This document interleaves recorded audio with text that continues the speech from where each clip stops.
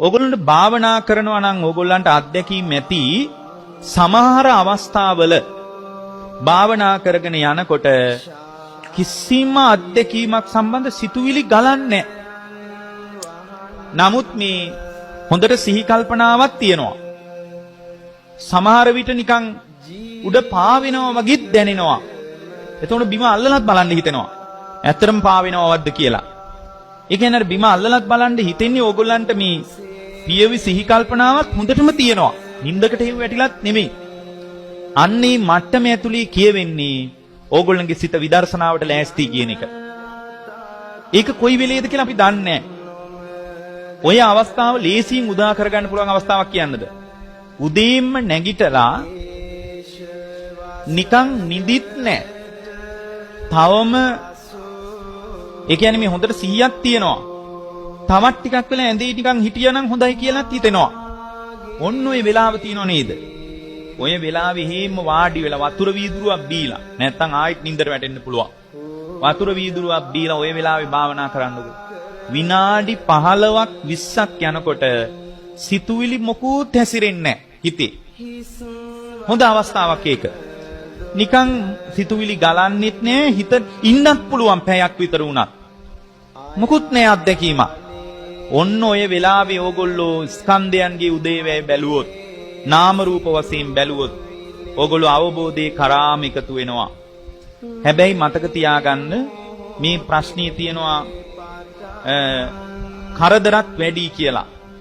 සමහර වෙලාවට ඔය හිත විදර්ශනාව පැත්තෙන් වැඩෙනකොට මාර පාක්ෂික බලය, ඒක මේ සාමාන්‍ය කෙනෙකුට නෑ, මාර පාක්ෂික බලය වැඩි. ඒ වෙලාවට යා අනිවාර්යෙන් ජීවිත පූජාවෙන්ම භාවනාව කරන්න ඕන. ජීවිතේ අතහැරලා වුණත් භාවනාවටම තැන දෙන්න ඕන. හේතුව ජීවිතේ අත්හැරියා කියලා ඕගොල්ලෝ මැරෙන්නේ නෑ.